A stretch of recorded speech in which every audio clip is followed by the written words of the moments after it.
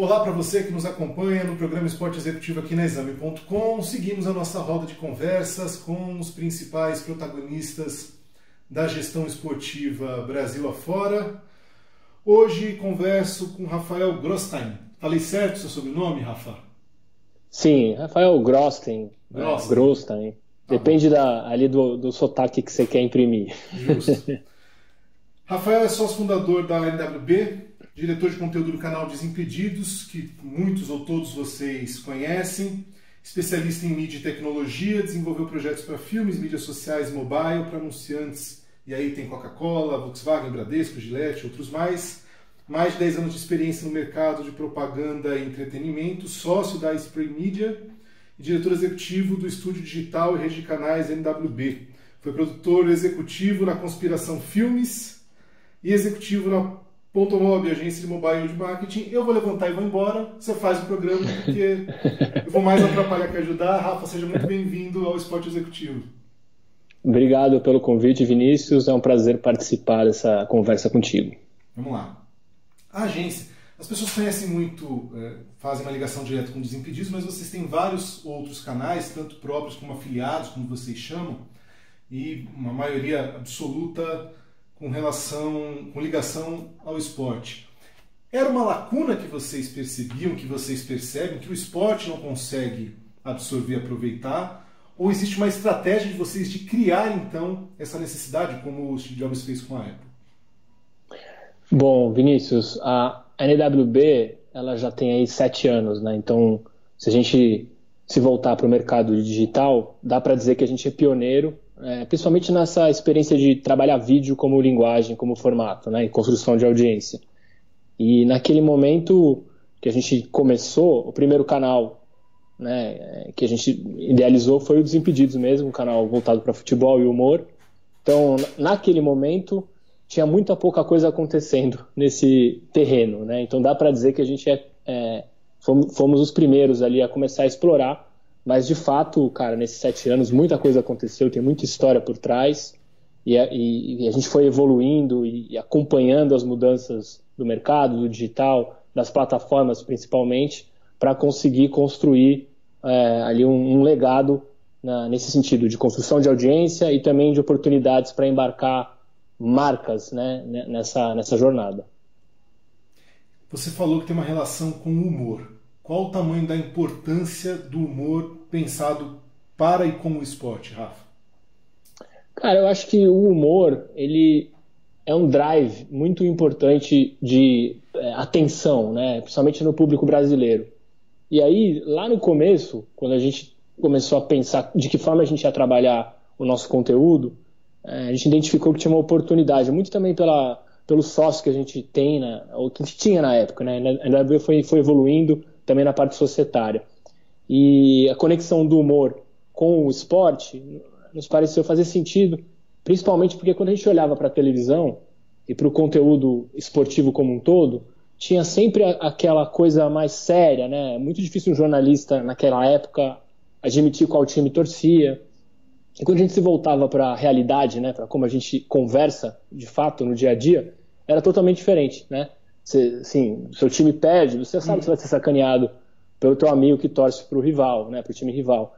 Então a gente percebeu que tinha uma oportunidade de aproveitar a linguagem do humor muito vencedora, né, como um todo na cultura brasileira e também adicionar ali a paixão e a temporalidade do esporte, né? Porque o esporte tem esses momentos, né? Tem as grandes finais, tem ali, todos os times têm grandes histórias por trás, os jogadores são heróis, às vezes vilões, então para trabalhar conteúdo é uma plataforma muito poderosa.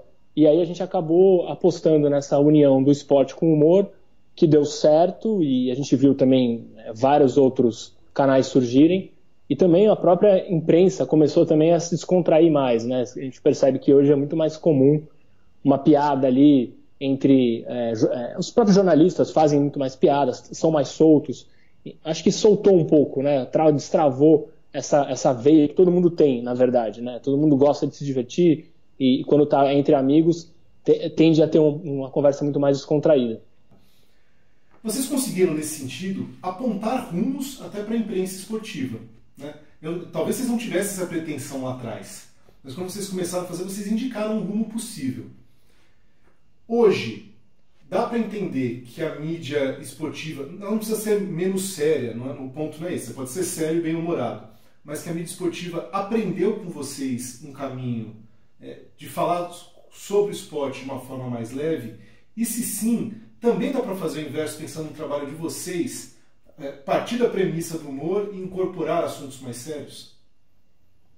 Sim, eu acho que realmente é uma via de mão dupla, né? A gente aproveita o que já está consolidado na imprensa, no comportamento da audiência principalmente, né? Tipo de conteúdo que é relevante para essa audiência, né? E do nosso lado a gente tem buscado ampliar o alcance, não só com os canais originais, mas também adicionando canais afiliados, né, e agenciados, que é o nosso modelo, só para explicar um pouco. A gente tem uma produtora, né, in-house, onde a gente cria canais, projetos de séries e tudo em torno do entretenimento esportivo.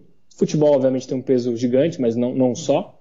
E a gente também afilia e agencia talentos que tem ali como vértice também a audiência esportiva, mas que passa por jornalistas, por ex-atletas, atletas mesmo que querem trabalhar melhor essa frente no digital, clubes, a gente tem parceria com clubes também, prestação de serviço de gestão de canal.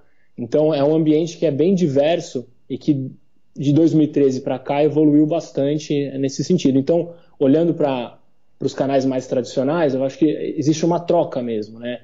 Eles, de uma certa forma, olham para a gente e como é que a gente pode ter uma visão ali mais jovem, né? Uma linguagem mais apropriada para a audiência que está chegando. E, ao mesmo tempo, a gente olha para as oportunidades que o digital oferece.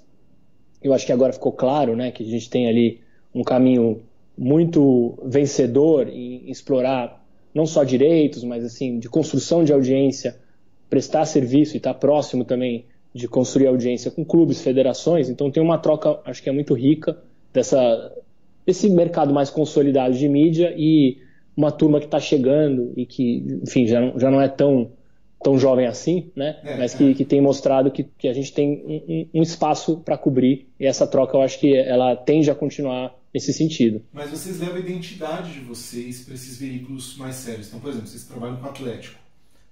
Tinha ali uma identidade de vocês que vocês levam para o clube. E talvez ali no clube vocês não consigam ser tão bem-humorados como era no início, porque você está falando de uma ferramenta mais institucional. Mas também não contrataram vocês para fazer um conteúdo absolutamente sério. Alguma identidade tem, né? Essa troca precisa existir. Sim, eu acho que quando a gente trabalha com clubes, né, a gente fez muito tempo a TV São Paulo e aí era mais uma prestação de serviço de produção mesmo, né? Hoje o nosso trabalho com o Corinthians e com o Atlético, que são os clubes que são canais afiliados nossos, é muito mais uma entrega de inteligência, né, de prestação de serviço, de que tipo de boas práticas que eles podem aplicar aos clubes, né, para ter uma entrega melhor dos conteúdos. A gente oferece também serviços de Content ID, onde a gente monitora e trabalha todo o conteúdo que eles publicam na TV em forma de monetização, né, na prestação de serviço, como é que eles podem monetizar isso melhor no YouTube especificamente. Então tem todo um olhar de construção, de relação com os clubes, mas com uma intenção de se aproximar para que eles entendam, eu acho que isso está acontecendo cada vez mais, de que existem oportunidades em monetizar essa audiência que não passa pura e simplesmente para ganhar dinheiro com AdSense, né? Então, quando você vê a live que o Corinthians fez para anunciar o naming right da Arena, tinham 300 mil pessoas assistindo no canal do YouTube do Corinthians à meia-noite um anúncio, né? Então já mostra ali que existe um interesse e um desejo de estar mais próximo dessa audiência, e a gente tem um histórico de como construir a audiência nesse espaço que interessa também aos clubes. Então é um processo de construção que está avançando e que tende a cada vez mais se fortalecer. E a demanda do público, de uma forma geral, vai mudar esse trabalho? Porque nós vivemos hoje uma época em que as pessoas não estão mais só na segunda tela, elas estão na terceira, na quarta, né? E o consumo do jovem, do cada vez mais jovem, é do imediato, eles querem coisa ágil. E não é diferente disso que você vai conseguir atrair esse público. E o esporte, fundamentalmente o esporte brasileiro, vinha apresentando dificuldade em retenção de atenção justamente desse público, né? Então, o esporte, de uma forma geral, vai precisar se reinventar, ou continuar se reinventando. Eu acho que a gente acabou ocupando esse espaço, né, com o Desimpedidos, de fato, assim, de poder olhar para o que gera engajamento na audiência e se otimizar, né, o conteúdo para as plataformas. Então, quando você pensa num conteúdo para o YouTube, é de um jeito, é um tipo de conteúdo que funciona, em vídeos mais longos, né, isso foi mudando, mas né, a gente vai acompanhando.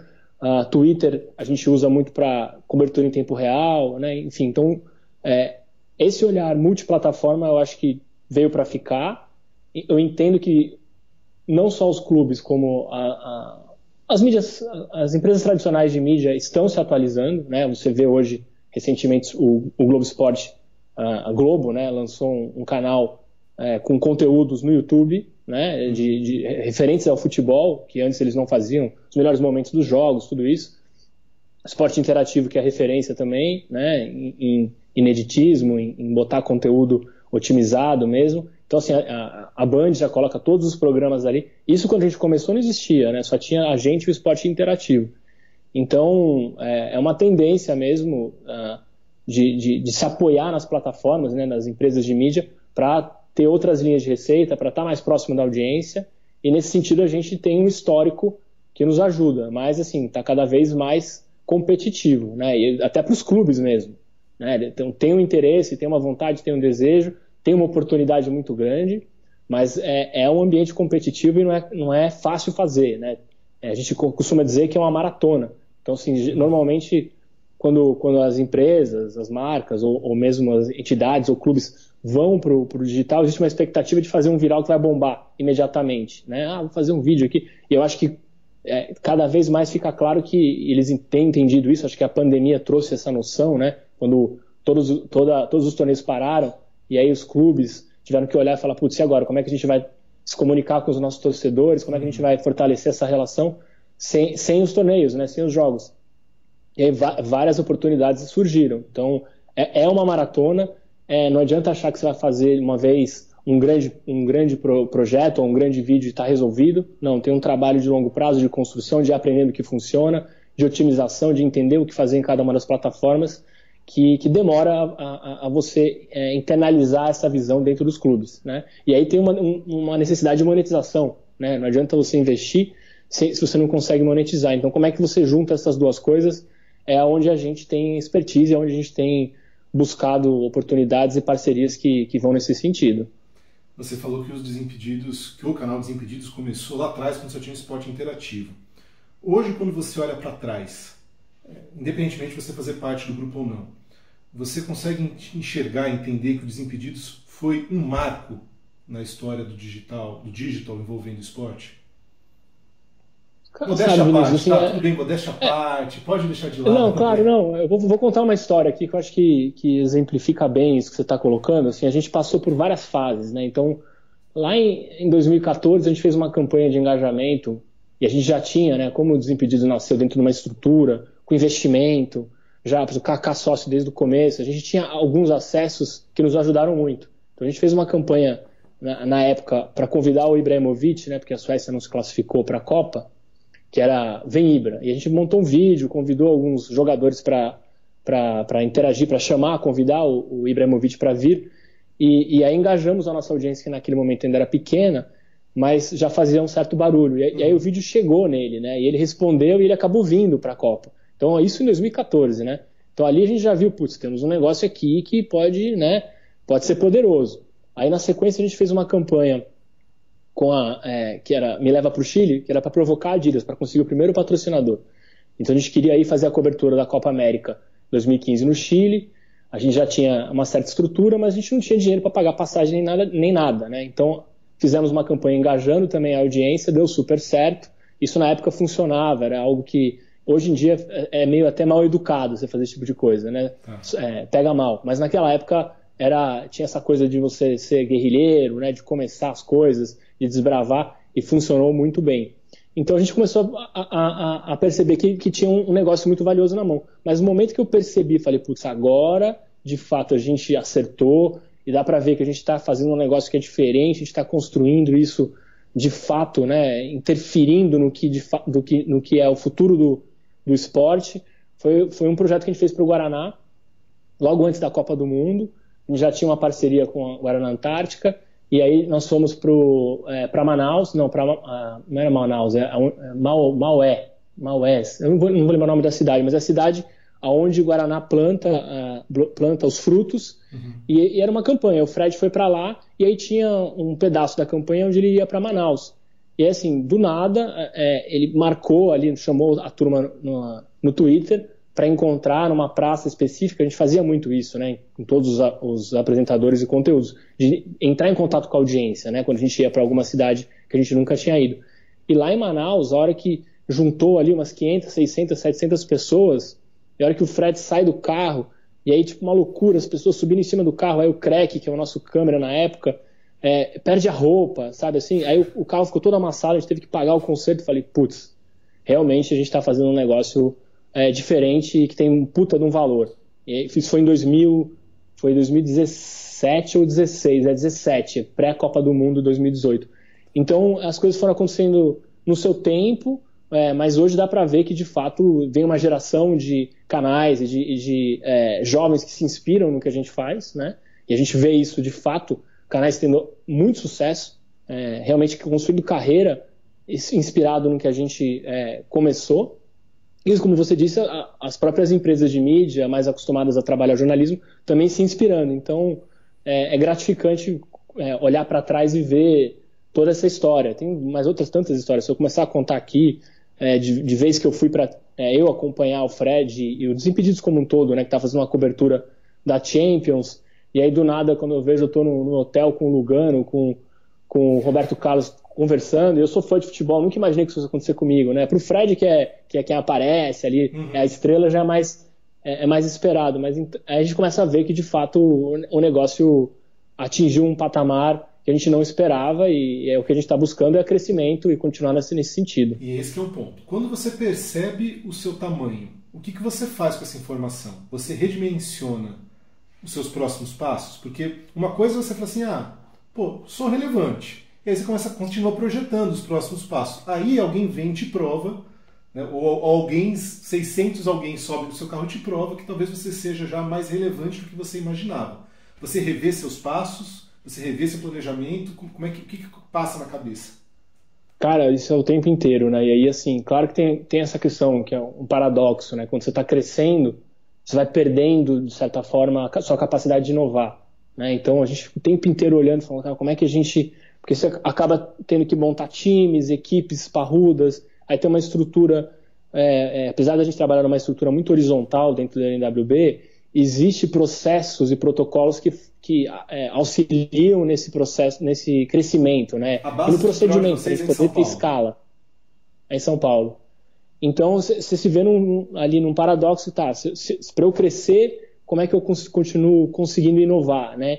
Então, e o próprio digital nos obriga o tempo inteiro a mudar, né? O YouTube de 2013 é completamente diferente do YouTube de 2020. Quando a gente começou, para você ter uma ideia, o Facebook não suportava vídeo, né? E hoje é um player importante nesse mercado. Então a gente tem que ir o tempo inteiro olhando para o futuro e se atualizando para quando esse futuro chegar, a gente ter a empresa que a gente precisa ter naquele momento. Então é um trabalho de pivotagem constante que passa por se informar, por conhecer quem são ali, né, os players importantes, né, os players que estão promovendo mudança, está muito conectado de fato com as plataformas, que é onde a gente se apoia hoje, né, na nossa construção de audiência. Então, se o YouTube faz uma alteração importante no algoritmo de distribuição, a gente precisa estar atento, né? Então, assim, acompanhar de forma constante os analytics, né, o acompanhamento, a nossa área de BI é fundamental ali para nos dar insights e também para a gente acompanhar as mudanças e se antecipar e também poder dividir esse tipo de conhecimento com os nossos canais afiliados, como eu falei, e que fazem parte também desse processo de crescimento da empresa como um todo. Então, de fato, esse é um paradoxo, mas o tempo inteiro a gente tem que se revisitar, reimaginar a empresa, os processos, as pessoas também, né, como elas interagem de uma forma mais colaborativa, né, não tão pautada assim naquela ideia, e sim como é que a gente pode juntos construir uma visão de negócio, uma visão de conteúdo que seja mais assertiva para essa audiência que está chegando e que está se transformando também, porque a audiência o tempo inteiro se transforma, né? Você não tem ali uma audiência fixa que sempre vai querer aquele mesmo tipo de conteúdo. Você precisa ficar atento. Então, é muito complexo, difícil, mas muito, como é que eu posso dizer, gratificante quando você consegue entender essas mudanças e conseguir reagir a tempo e colher os frutos desse crescimento exponencial e um crescimento também real, né? Que você consegue olhar ali através dos resultados, tanto de novas parcerias, novas marcas que entram para dentro da casa e também da audiência que continua crescendo. E aí é engraçado, porque vocês estão muito próximos de começar a conversar com a segunda geração das pessoas que começaram a ver vocês quase uma década atrás, né? Então, não é muito absurdo imaginar que, se não agora, daqui 1, 2, 3 anos no máximo, talvez um pai e um filho, o pai que via vocês 10 anos atrás e o filho estejam juntos assistindo. E tem um desafio de linguagem também, né? Já rola isso. Já rola. Inclusive, um dos nossos canais originais, que é o canal do Falcão, Falcão, enfim, estrela do futsal, showman, o cara é absurdo, assim. E aí ele tá agora fazendo um conteúdo que é ele com o filho dele, justamente mirando essa audiência que assiste os conteúdos, não só do Desimpedidos, mas conteúdos na internet, com o filho, né? Então, eu tenho 40 anos, mas eu basicamente eu não tenho filho, mas poderia ter um filho grande, né, de 20. Então, eu sou a geração que ama YouTube, né? Então, assim, totalmente possível e já é uma realidade. Você falou na resposta anterior que às vezes vocês ficam mirando o futuro e mirando o futuro vocês vão fazendo ajustes no trabalho de vocês e tal. Se o futuro de daqui, sei lá, 2 anos virasse o amanhã, quais são os ajustes necessários para a NWB? Porque o futuro às vezes parece que está muito longe, mas na maioria das vezes ele está muito próximo, né? É bem isso, a gente sempre se surpreende, isso que é muito louco. Por isso que a gente está se preparando para, cara, os clubes, as federações, as próprias emissoras vão começar a fazer transmissão de jogos de fato na internet, né? Seja via serviço de streaming, ou através das plataformas, e aí com a pandemia isso aconteceu, né? A gente sabia que isso ia acontecer, enfim, estava prevendo, e a coisa virou muito rápido. Claro que, super do jeito errado, tem uma série de questões e ajustes para passar, mas já é uma realidade, né? Então esse é um exemplo de algo que a gente estava olhando, falando que isso vai acontecer, talvez daqui a 1 ano, 2, aconteceu muito antes do que a gente esperava.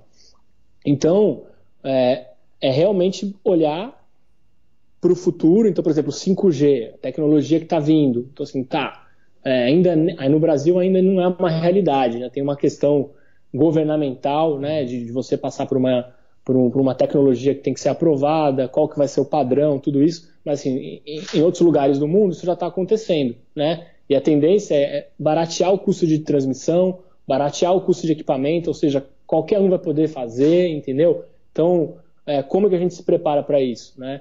Olhando para essa realidade, emulando cenários e fazendo teste hoje, né? Hoje a gente já está testando. Então, um exemplo que eu vou te dar aqui. A gente vai fazer a Supercopa Desimpedidos, que é um IP, é um projeto nosso, criado dentro da casa, que está indo para o 4º ano, né? Então, a gente não era o nosso planejamento fazer esse ano os jogos ao vivo.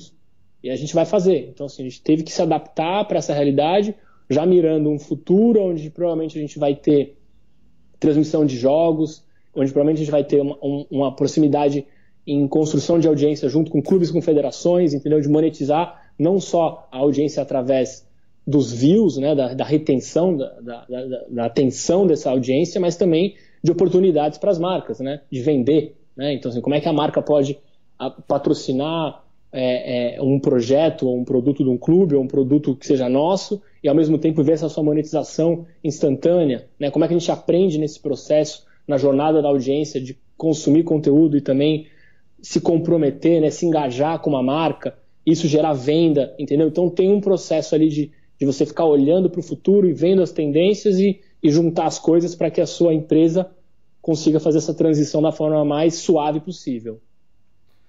Por fim, mas não menos importante, vocês têm uma série de conteúdos ou próprios ou de afiliados em blocos. Vocês enxergam isso quando vocês olham para a empresa de vocês olham de forma fragmentada, canal a canal. Então, pô, tem um projeto, isso que precisa mudar, ou quando vocês pensam numa mudança necessária, ou num andamento, numa evolução de trabalho, vocês pensam no guarda-chuva. Como é que é isso? É um olhar fragmentado ou é um olhar do todo?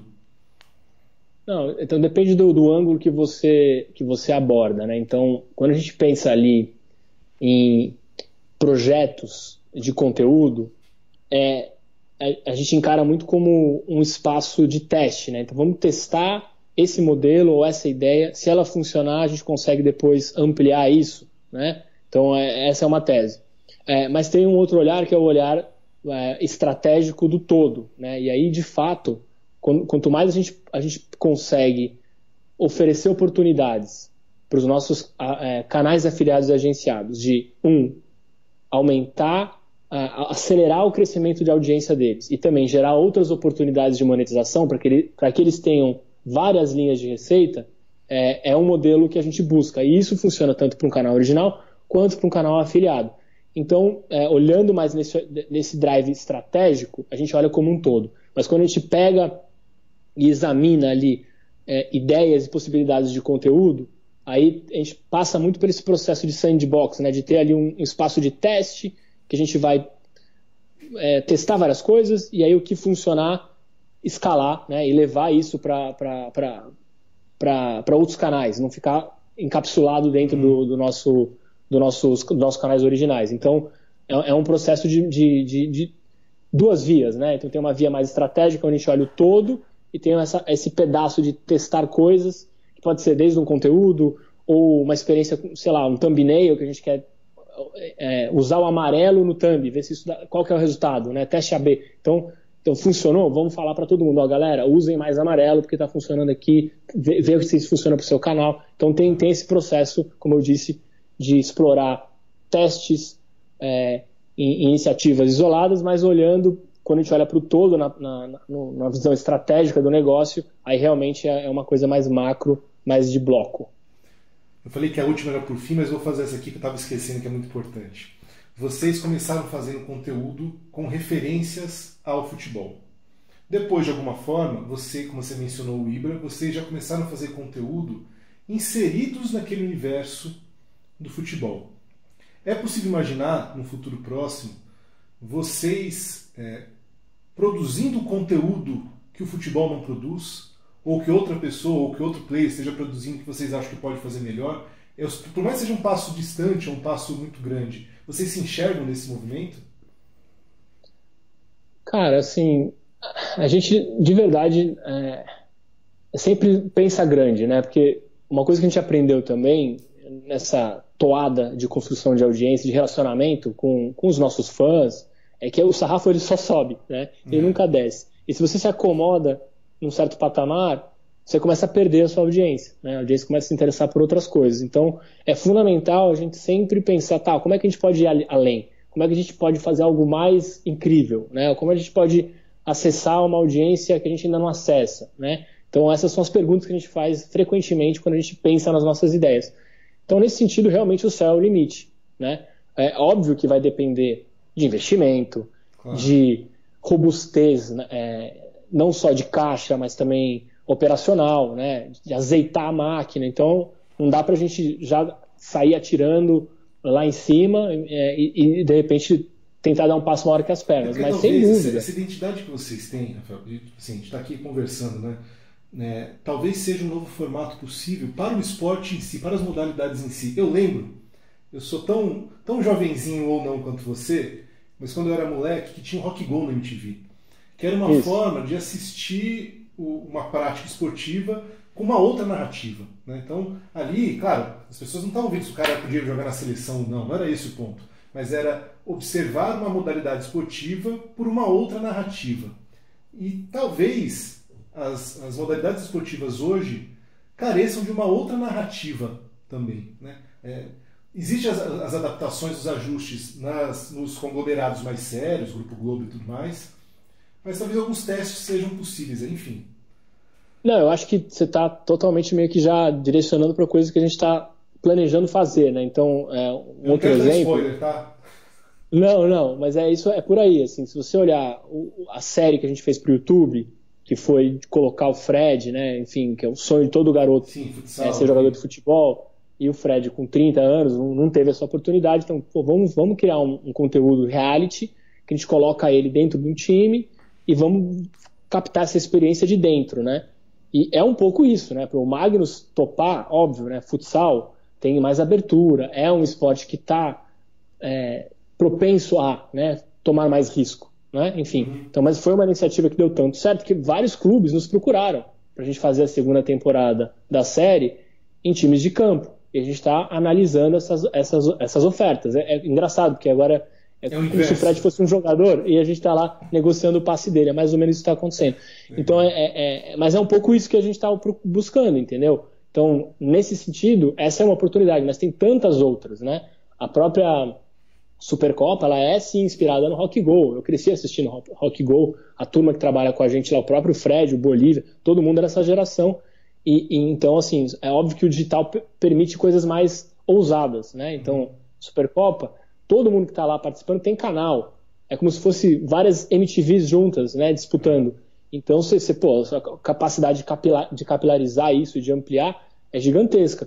E, nesse sentido, fazer mais coisas assim, né, criar IPs que, de uma certa forma, rivalizem com o esporte tradicional, é um caminho. E outro caminho é pegar também uma modalidade que mais careta, né? E, pô, como é que a gente consegue envelopar isso, essa experiência, de uma forma mais adaptada ao que a gente já faz no nosso dia a dia, na criação de conteúdo que a gente já faz no dia a dia do Desimpedidos e da NWB como um todo. Então, essas duas trilhas são trilhas que a gente tem explorado e que em breve, provavelmente, você vai ver aí, iniciativas nesse sentido no canal. Rafael, muito obrigado pelo seu tempo, pelo papo, foi ótimo. E muita sorte aí. Eu não gosto de falar só de sorte porque envolve competência, mas que tudo dê certo nos próximos passos da NWB. Não, valeu, Vinícius. Obrigado pelo convite mais uma vez e se precisar, enfim, estamos aí para participar de outras conversas. Obrigado Voltamos a pelo falar mais convite. na frente. Obrigado. Um abraço a vocês que nos acompanharam até agora. Até a próxima.